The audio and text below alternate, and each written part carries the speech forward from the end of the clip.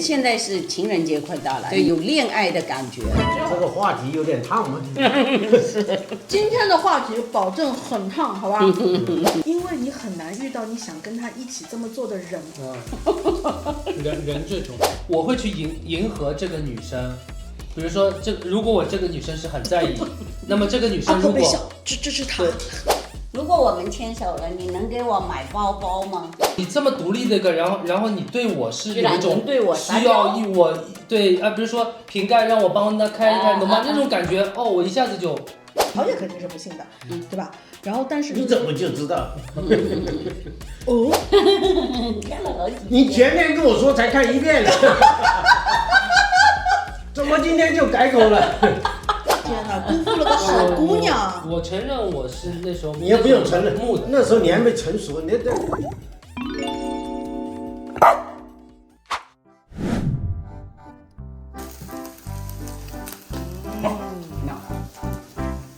阿皮，乖乖哦。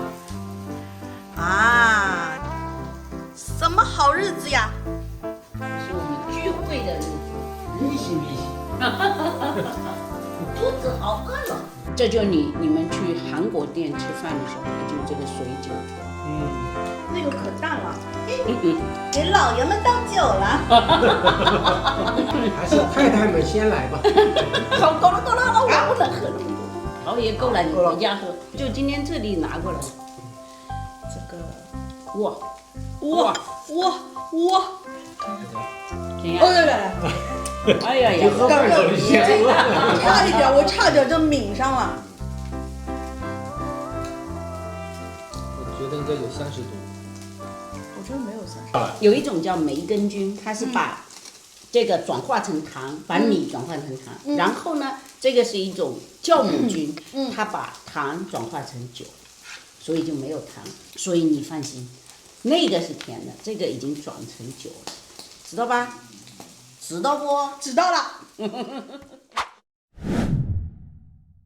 烤的小串儿，你知道现在这个画面是我梦想中的一个画面，就是它是，就是说可能在很多年之前，就是我的梦想中就是要跟自己志同道合的人在一起，然后呢围着个小炉子哈，火小点火，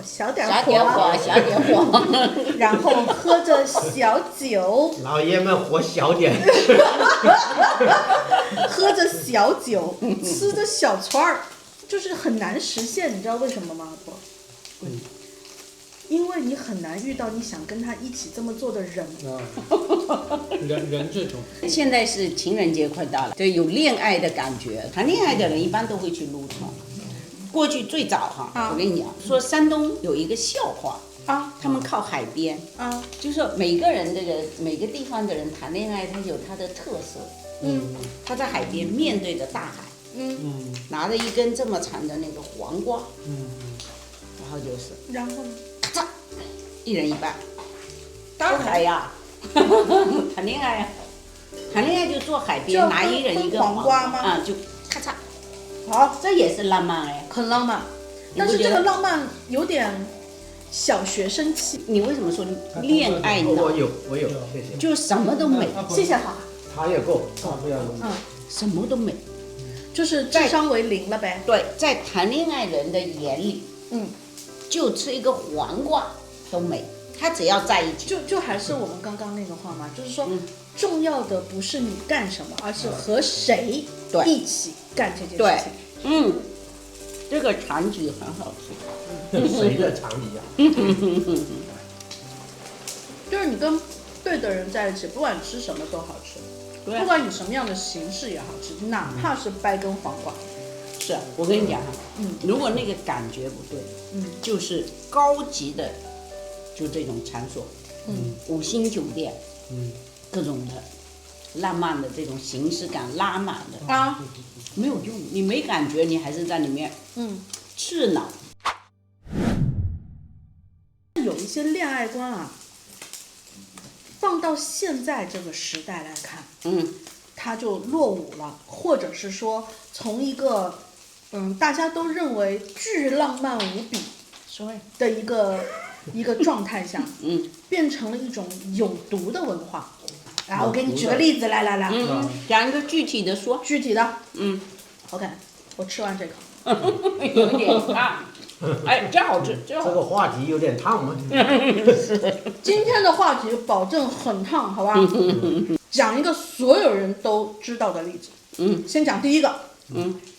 咱们从小到大，看过的非常非常熟悉的故事。深入人心。灰姑娘的故事。灰姑娘。灰姑娘，那水深火热的，对吧？吃不好，睡不好，受虐待。她如何改变她的命运的？就是遇到了又有钱又有颜值又恋爱脑的王子，身份地位金钱相貌悬殊，就是都拥有。对。而你看，我们从懂事开始，我们从懂事开始就听这样的故事，是不是所有人都会有一种想法，就是说啊，如果我是灰姑娘，那该多好啊！什么时候才会出现我生命中的王子呢？对。好，有毒吧？有毒。有毒吧？有毒。有毒。这就变成是什么情况了呢？就跟一个男的，用了半个晚上的时间，跳了一支舞，他就认定了什么人能救他，而且是很笃定哦。最后他就会被王子拯救，把他拉出水深火热，从此过着没羞没臊的未来幸福生活。是过着叫什么呢？幸福的生活啊！对，点。是，那你看，我们很难讲说那些小朋友们，小姑娘们，她们可能就对于这些是抱存一种幻想，或者是说这种恋爱观，就无端的可能被定义在了某一些环节上。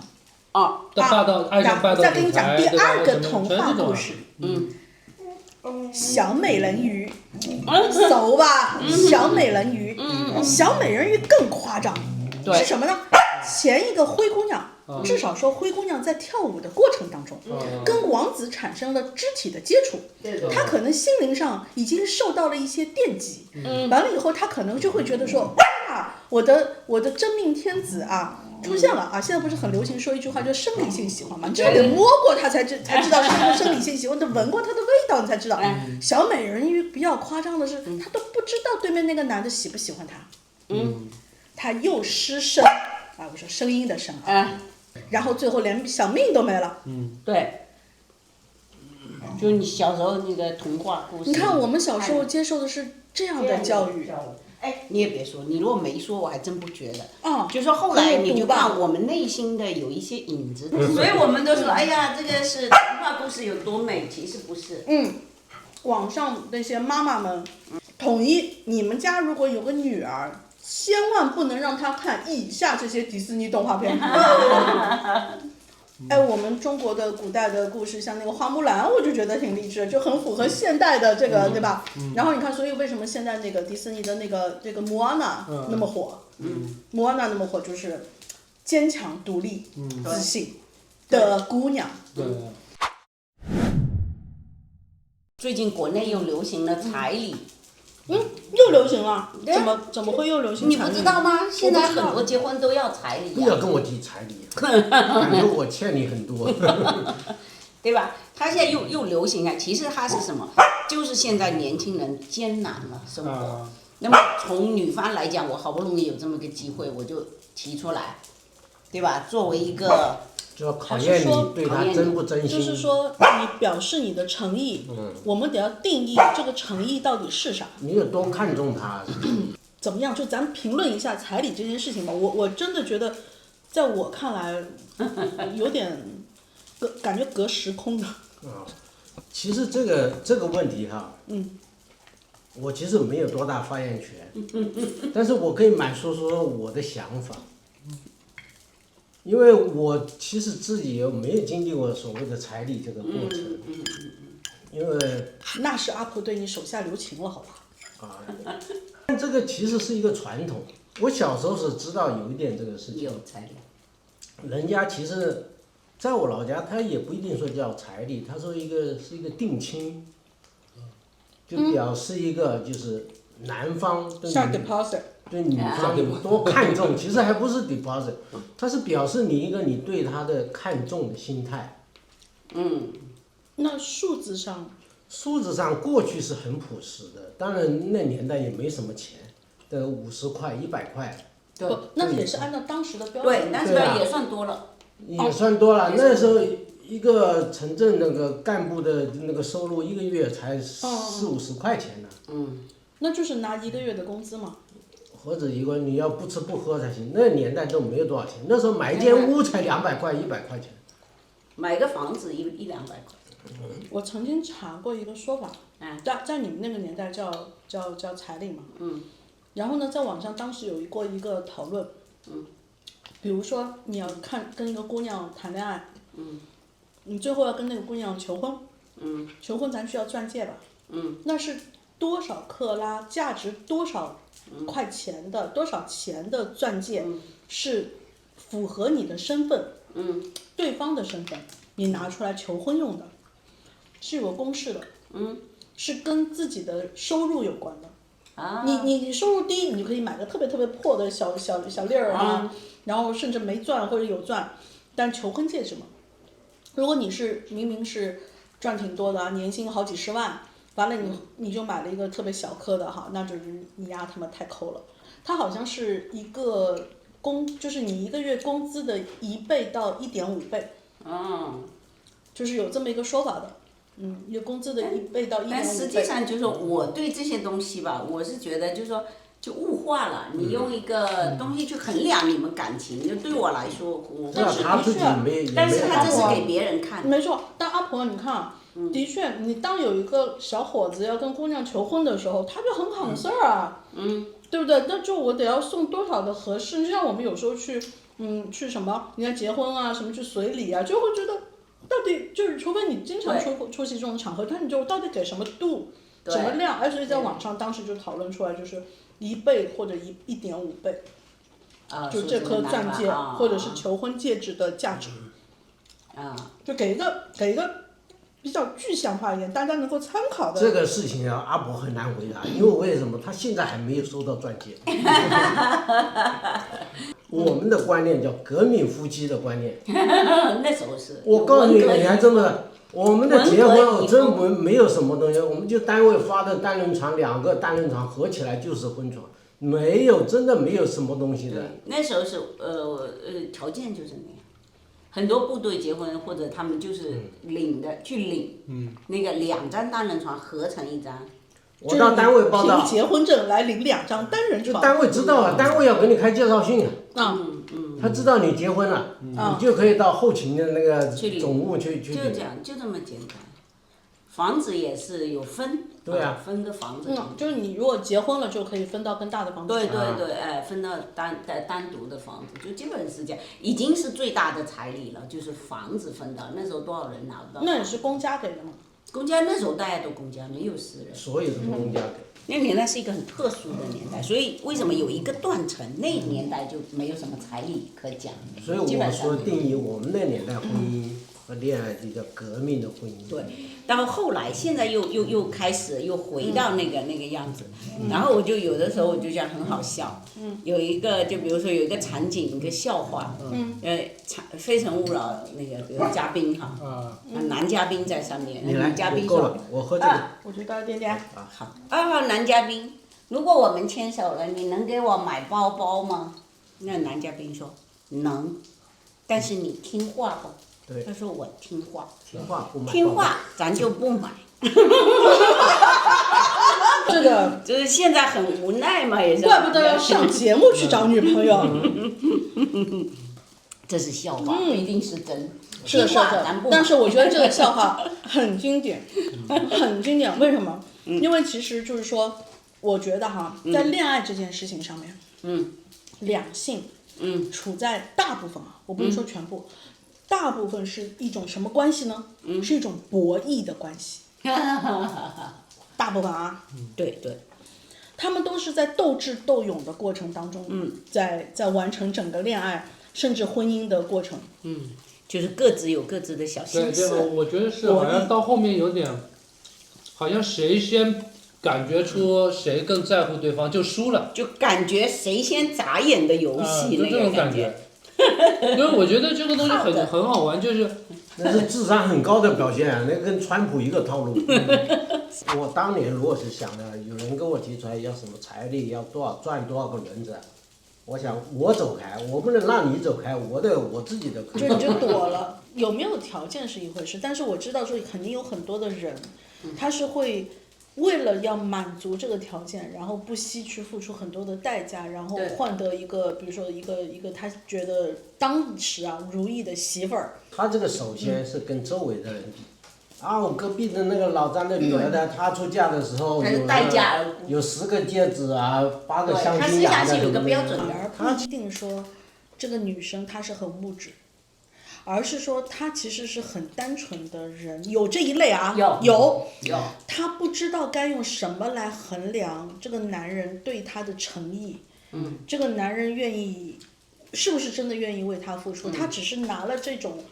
可能我们很多人认为的就是，你怎么那么世俗的方式那么势利的方式来验证？对，他只是拿来做验证而已。这其实就跟你那个为什么说女孩要富养是有原因的。是的。女孩富养其实就是，而且目的就是为了不要你以后有男生稍微给你点好处，你就觉得就非加不可。网上现在有很多的课，这些课呢是收费，然后就是去教那些女生怎么样去。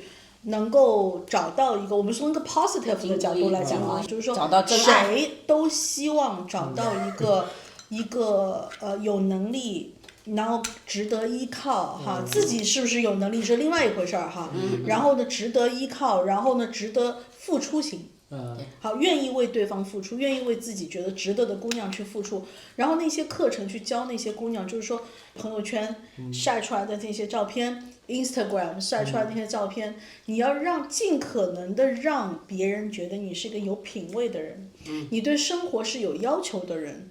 那一些本身对生活一塌糊涂，然后对生活乱七八糟，然后也没有什么要求，没有什么，就跟你觉得不匹配你，他自然他就走了。排除掉。你会收拢到的、集中到的那个人群，就是那些跟你秀出来的那些，可能秀出来那些是专业人士设计过的。但是他可以最大限度的帮你 filter。也有道理。开头你感觉很精彩，互相博弈。对，我同意。到最后，对，你会觉得没有后劲。来，我有一个小提议，我们今天4个好朋友坐在这边，让我们回到我们最原始的状态。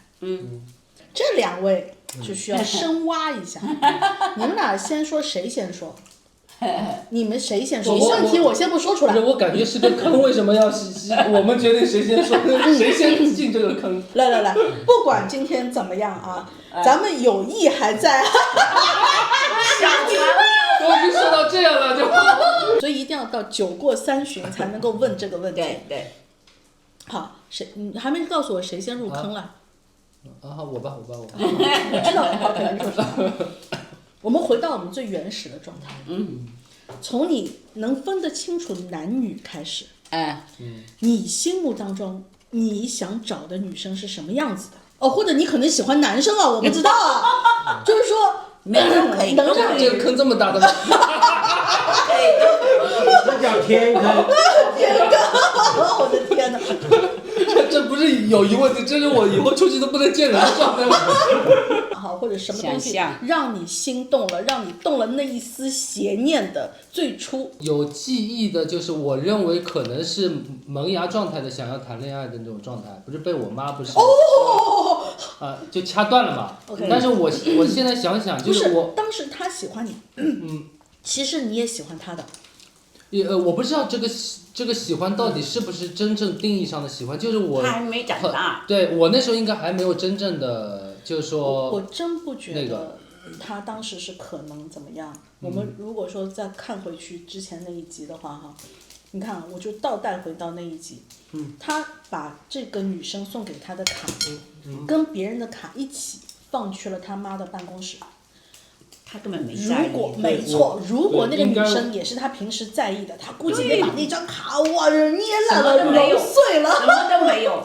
都要。反正那个时候我觉得还没有真正的意识到是往男女关系这方面去想，还处在比较懵懂的时候。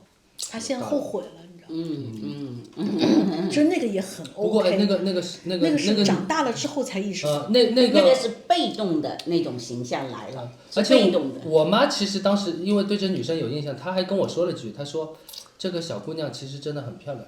那个时候你都没看出来人家漂亮。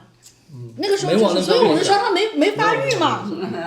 然后你发育了之后你怎么想 ？OK， 但是我很好玩啊。我后来真正是对这个东西有感觉的时候，其实就是有这方面的这种想法的是，因为整个高中时代没有女生跟我靠近嘛，我也没往那方面想。到了大学就稍微好点了。到大学，我一直以为我应该是对很漂亮的女生，就是纯因为漂亮而吸引的，但其实不是。我后来发现。漂亮的会吸引到我，但是我不会跟她有那种，我反而会躲得很远的那种，只是作为欣赏这种感觉。我会对那种哪一种人会对我很有吸引力，就是他有就是感觉他在一个人群中是一种很有自信，很有想法的一个，就是一种独立女性的这种人，我特别有感觉。但是这种人呢，我会想跟他处朋友，就真的是只是处朋友。但是当慢慢处朋友久了，当他对我会有一些，比如说对我撒个娇啊，对我些什么，这个时候我就开始来感觉了，就是一个对这种反差，就是你这么独立的一个，然后你对我是有一种需要我对比如说瓶盖让我帮他开一开，懂吗？那种感觉我一下子就来这种感觉了，就是这种来电的感觉。我的人生观好像不是太相信一见钟情这件事情，我的所有恋爱观都是。其实处得蛮久的，慢慢开始有感觉。那个阿婆，不是做那个16个人格分析吗？他的那一个，有一个非常重要的特点，他其实是有点慕强的，就是他是会对于就是很能干，或者是说很有特色，很自信的女孩子特别感兴趣。咱们别说不信啊，乔姐肯定是不信的，对吧？然后但是你怎么就知道？乔也想说点什么？我没想。在您还懵懂的时候，对，或者是刚刚萌小芽儿的时候，什么样的女生当时是最吸引你的？我不感兴趣，因为那个时候好了，你可以不说话了，让乔也说，你再说乔也不说，打死我也不说。就是我这个人很简单，我就觉得很普通。在我们那个年代的人，我就是说，如果是将来我找一个，对象的话。那就找一个就是什么，不太闹，但是呢，还是比较能干的，能做事情，勤快的就行了，过日子。他实际上还是他们县城的那种，就他们老家给他就是。这就是我当时我想的。女人要能干一点。那乔爷，你当时是什么时候？你第一次你会觉得说你有喜欢的女生，就你会多看她2眼或者怎么样？中学是没有的，我们的中学，我们跟女同学是不说话的，也跟像是敌人一样的。那时候的教育就是这样。那个时候不会。要装着跟敌人一样。我记得我们那时候很好玩，都是男生跟女生配一桌坐在一起的。不说，我们只有后来到了上大学以后，男生跟女生才有些互动，比如说有一些。比如说它分成不同的 group 啊，它有男生有女生的时候，才比较有接触。乔爷，你当年大学在上海念的。对。然后呢？然后没有结果。我知道肯定是没有结果，就没有结果就不是今天不是阿婆坐我旁边吗？换另外一个上海阿姨坐我旁边。那当然是上海话。我有没有跟你讲这个事情啊？可搞笑了。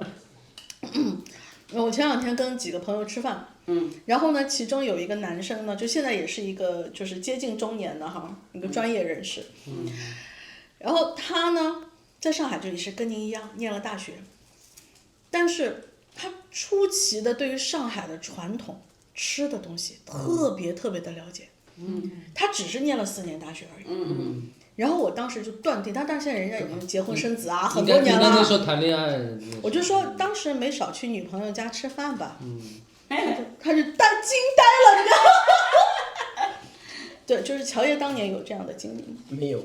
因为我知道因为我们那时候是一个很明确的，我们那时候不是说我想留在上海，我可以在上海，不可以，我们是分配完以后，你不是上海的，你就是回哪里去的，没有问题，可以到上海取证。试问现在上海有哪个阿姨敢跟你对峙？来，阿婆来。阿婆是有的，阿婆那当然，我们这个内心丰富到极点。阿婆那个时候想象的哈，其实很多就是因为我爱看小说嘛，所以我有时候上课都躲底下看小说。小说里面写的那种描写的那种男主人公，都是我想的那种。你看那时候还没有琼瑶哎，我跟你讲，我是一个混合体，一种我要他很斯文。文质彬彬的，他至少是斯文，我不喜欢粗鲁的。但是我又喜欢那种，就是有谈吐，谈吐，但我又喜欢粗犷的，就是这有点矛盾。我知道，有力量。阿婆来，你要的粗犷是指在你面前才会表现出来的那种。要有力量，要有。所以就跟你刚刚讲的那个反差感是一样的，一下你就上头，是吧？阿婆，对不对？是那样。对啊，当那个小猫咪在你面前表现出来的时候，就平时是一个独当一面的男生，然后突然间在你面前表现出那个。对，可惜就是那个年代，我们细腻的，我们并没有遇到理想的，就是有人会跟你写这种，就比如说最早的情书收到第一封哈，就是谢谢你来送我，然后我就莫名其妙，我什么时候送过谁？就是算暑假嘛，大家各自回家嘛，同学各自回家嘛，然后。那我只是站在那边，可能我送我班上我同学女同学，她肯定都在一部车，顺便大家送到火车站嘛，就回家回老家。就是你然后送他。但实际上他知道我没送他，也许他自己想的，但他就写了这么一封信，就这么几个字。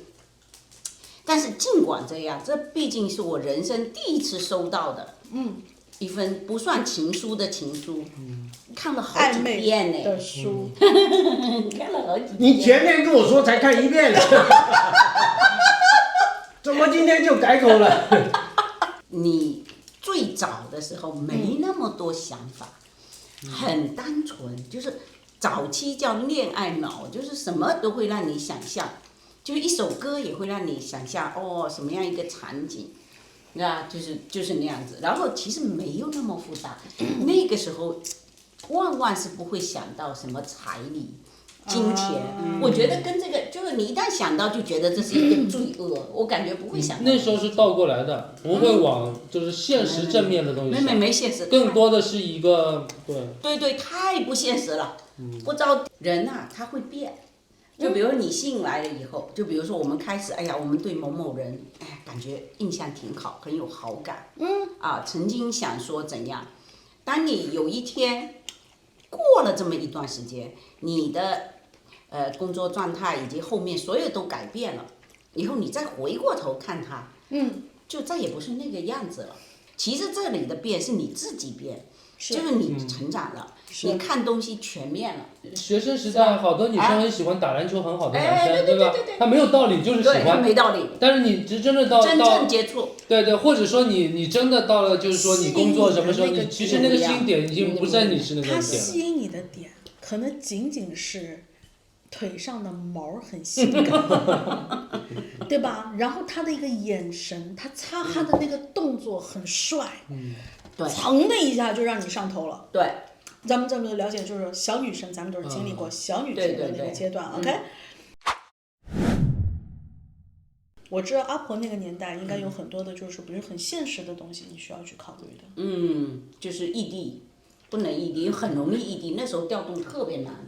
就是你不能异地，不像现在容易，过去定下来就在那里。那是讲门当户对。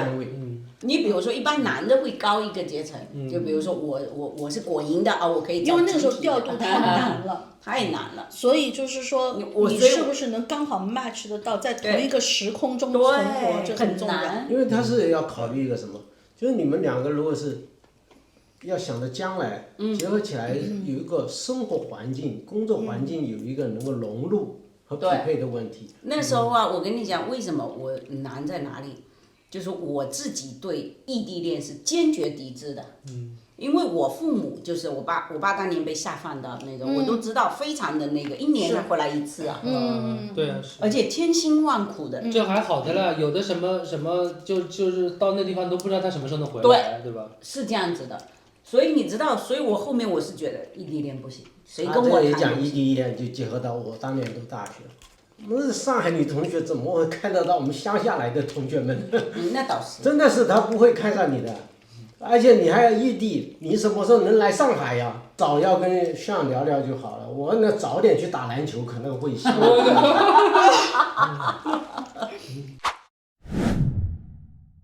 恋爱观这件事情上，就是你买谁的账，然后他跟你灌输的最早的恋爱观，就取决了可能你前半生的恋爱观。我那个时候我画画嘛，考美院的关系。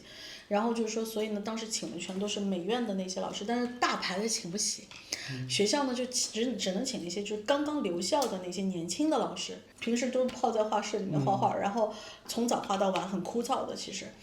但是呢，我们当时拥有一些特别有趣的老师，这些老师就在跟大家聊天。他除了就上课之外，他嘴闲不下来。他就开始说聊，讲故事，经历到的、见到的很多的奇闻异事开始说起，然后开始说他们的恋爱观。那个时候老师都是男生，那其实他们才是大学刚毕业留校没太久的那一种，表达欲、分享欲很强的那种。那对于我们当时才几岁啊，14、15、6岁来讲，影响非常非常的大。那个时候就是我才刚分清楚男人和女人的区别，而且像我们这样的学校呢，就是说女生特别多，男生特别特别少。就你能接触到男生其实特别特别，我们一整个班才2个男生，就他们对于恋爱观，当然是从他们这帮就已经这个年龄的跟你差10几岁的这个年龄的男人的角度来讲，其实是对我产生了不少的影响。就是你在最初开始选择，或者你幻想有一个可能吸引你的男人，他将是会一个什么样的样子和状态。他的学艺术的学校，就老师特别开放，没有教导主任来管我们到底能说什么，对吧？而且他们是外聘的。我印象特别深，我当时我跟我关系特别好的一个老师，然后他就是我们采风完了坐大巴回上海的路上，然后他就拿了一个我们喝可乐扔下来的桶，然后把那个桶剪开，装上水，就一路采野花。等到他回到上海的时候，满满一盆野花，各种颜色的，漂亮的不得了，很大很大一盆，然后抱在手上，一路抱回上海。当时他就说，我回去要送给女朋友，女朋友是他们学校的学生，就是师生恋的那一种。当然现在不是说是谁，他现在是一个很有名的大学里的教授。然后我们当时你看，我们从他14、15岁的小朋友的眼里面，就是当时就是开始形成这种状态，就是形成这种特别诗情画意啊，特别要有情调啊。但我觉得哈，人这一生哈，他需要有这样诗情画意的画面在你心里，我觉得这也是一种滋润。你见到的，我那天还跟他聊天，说我跟我外婆家的几个亲戚小朋友在一起过家家的时候，我就喜欢爬到树上坐那躺着看天。但我有一棵树哈，很大，然后就不高，但上面有一个弯弯很好坐，我就坐着。他们就在底下干什么？生产队做过家家嘛，生产队出工就是做小朋友该做的事情。生产队出工啦，然后煮饭啦，就是你，但是他后来根本也没有经过你这样的一个思想的一个浪漫的一个阶段，一个染色，他一下子就是直接真的就嫁人了。但他因为在农村嘛，18岁差不多就嫁人了，就真的就煮饭了，出工了。就这样，你看他这一辈子就简单哦，简单到就是过家家一晃就立刻就变成现实了。就这样，你回过头你会不会觉得有一种遗憾？就我觉得是要一种浪漫，为什么不可以？心里面这么想，但是有时候不好意思讲，因为就怕让别人从井里面跳出来。我甚至有一个阶段，比如说看有一个男同学从那走过去，因为所有的那个时候男同学穿的那个鞋都是很普通，有一个男生就每天就穿着就擦得很亮，他也没有刻意穿得很亮的皮鞋，然后而且底下还打上钉，什么皮鞋底下有钉的，我都打过。打钉它是2个目的，一个是保护那个鞋不被磨损，不是会偏，你知道吗？它像提打那个马掌似的，它是保护那一块不会偏。那时候钱啊看得特别重，怕我是跑南京西路，南京西路整条逛过去，我那天呢跑了10来里路才买了一双鞋，精挑细选。过去走廊哈，学校走廊那个声音，咔咔，唯独知道他过来了。哎呀，那时候是水泥地，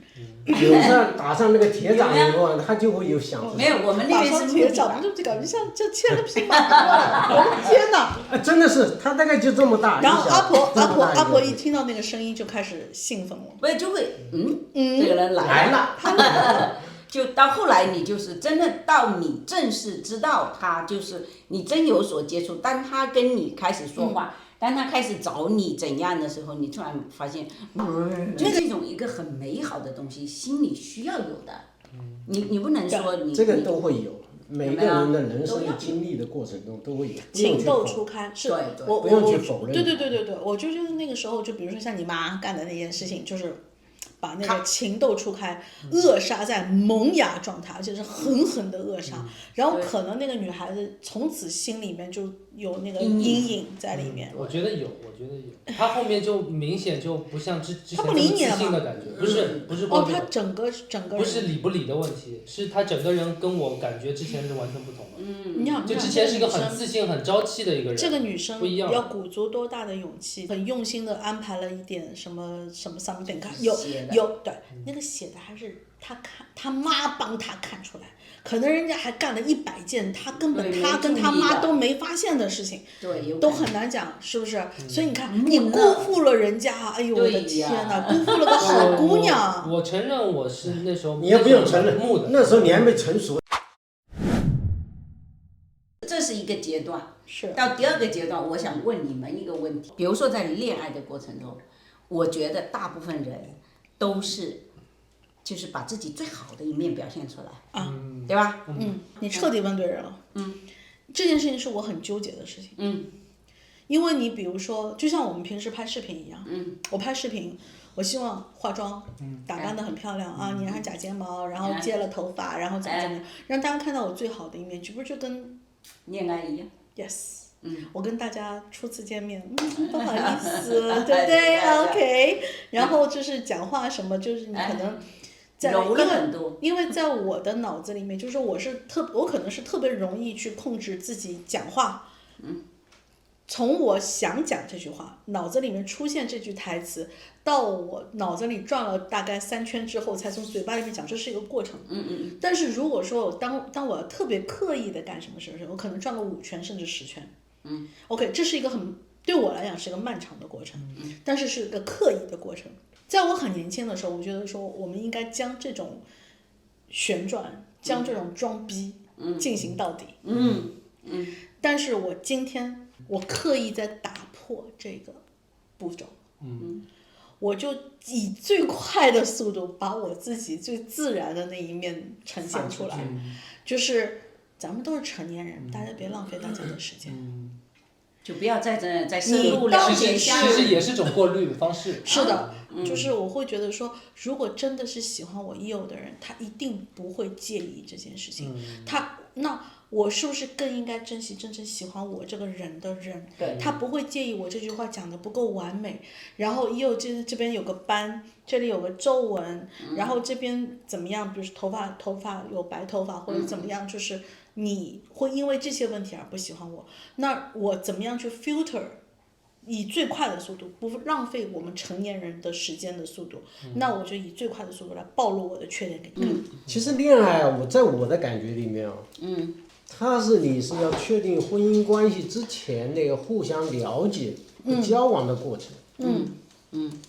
我觉得你如果不是一种自然状态，婚后你自己会很难受。你要装一辈子吗？我觉得反差会很大，我觉得会反差会很大。导致很多。我觉得自然的你是什么样子的，显示给对方看，你自己也舒服，你能接受就接受，不能接受拉倒。咱们不管最后发展是什么关系，我们都有一个共同的愿望，是发展成一个自然舒服的关系。是，我们是要一段舒服的 relationship。所以我刚才就想说，他的想法很简单，我冲着结婚去的。所以他想的就是我先了解，婚前先看看合不合适，他很简单，他就这么简单的一个人。对。还有不同，有的人就想谈恋爱。在你们那个年代，这个是绝对不允许的，好吗？对，就是所以他就这样，以结婚为目目的标的恋爱就是耍流氓。耍流氓。对。我从我个人内心深处是希望表现的好的那一面，这是肯定的。就是说，如果我对这个人很在乎。我是希望表现的是一个我自己认为的都是一个完美状态。但你这种完美状态也是你本性啊！我说的。我不就举个例子啊，我会去迎合这个女生，比如说如果我这个女生是很在意，那么这个女生如果这是她，她特别希望是什么样子，我可能都会去为了这个去改。对，我有这种那个。事实上，我又没有遇到真正一见钟情。让我在不了解的状况下，很冲动的要去跟他怎么样，然后我去改变我自己，没有遇到过。所以我真正事实上碰到的都是在接触过程中我开始有感觉了。然后这个时候其实我已经把我原先的，因为我是跟他以朋友方式在相处的，我已经所有的该我什么样子他都知道了。所以那时候你变不变也没什么意义，你变了反而他就奇怪，你今天突然怎么变成这个样子了，对吧？所以，我只能说，我内心深处，我其实可能是我也有点恋爱脑的状态，我是比较。你这有点恋爱脑。我很恋爱脑，我是很恋爱脑的，双鱼座嘛，属于恋爱脑的类。你又自爆了自己一个弱点。为什么是弱点？恋爱脑挺好。好吗？好。我也要尝一下。你尝一下。又不是猪脑。又不是猪脑。因为我们从现代人阐述关系吧，我们用英文来讲，我觉得更贴切一点，因为从中文来讲容易让人误会，就是 relationship。然后这种 relationship 的话呢，其实恋爱脑是一个很弱势的一个，有点不能说很。会做一些是，判断以外的事情。因为为什么呢？就是说，当我们用现代人的方式去理解关系，无论你是喜欢同性也好，异性也好。当你会完全沉浸于一段关系而 lost yourself， 丢失你自己的部分的时候，这个我觉得就能够成为一种恋爱脑的一个它主要是弱点，就是你这个未来的根基就不牢了，对你来说是阿婆不要很大逆不道的话，就是说谁现在还在讲未来？什么叫？有所谓的有结果，你比如说，你哪怕有两小无猜、青梅竹马，最后在现在这个年代，你都不能保证说是不是一定能够白头偕老。哪怕所谓的只羡鸳鸯不羡仙，你遇到了那个神仙眷侣，你都很难，不很难 for sure，OK，最后一定有一个人先走。对。所以我们最终的终极就是孤独的，那结局重要吗？结果，我们不是就这样说不行啊，我们俩不能在一起，因为我们俩没结果。我们现在定义一下，结果是啥？结果就是如愿了嘛。阿婆说的非常有道理。就是我真的是这2年才意识到的，相爱就是结局。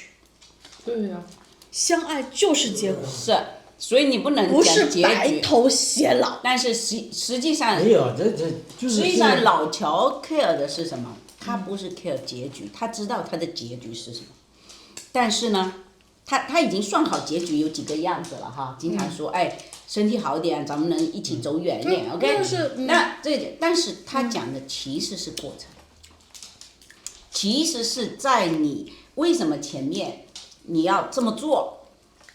才能保证你这个过程是愉快的。既然结局是不能确定，那我为什么不在乎、不注意过程？大部分人都其实倒过来了，不在乎过程。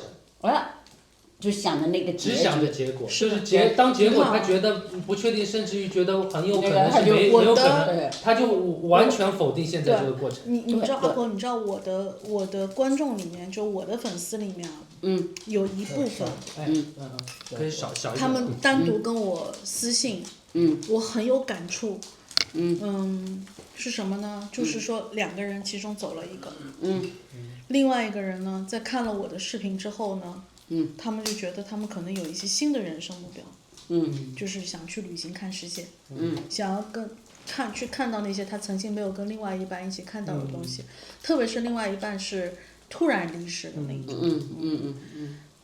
我觉得当我收到这样的一些邮件，粉丝跟我分享他的人生经历的时候，我很难过。但是我觉得有一个说法一定不会错的，就是我刚刚跟你们讲的那个话。我说人生的旅途，注定结局都是孤独的。轮到我自己，我是觉得真的是不一样的人，你不一样的做法。其实现在很多人，我就想恋爱，我没考虑结果，就像你刚刚讲，我这个过程就是我的生活，那我为什么不把我最好的一面？因为什么？你说最好一面是装也好，是怎样也好，毕竟。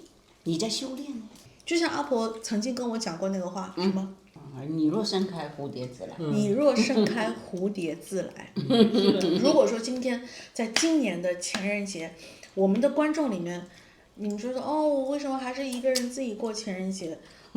你试试看，你把你最好的那一面激发出来之后，你盛开了，那个蝴蝶就来了。还有一句话。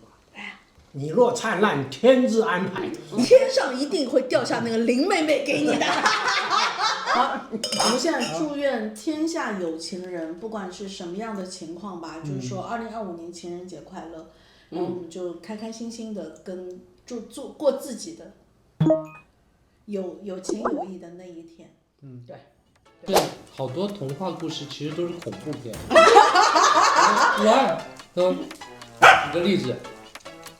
小红帽，外婆被狼吃掉了，好可怕哦！然后她还假装变成外婆，怕人不做噩梦吗？妖怪，你一看我这张脸就知道我多朴素一个人呢，对吧？就是很简单，就是。来，乔爷再喝一口。感觉喝的不够。喝不够，大口。不提后。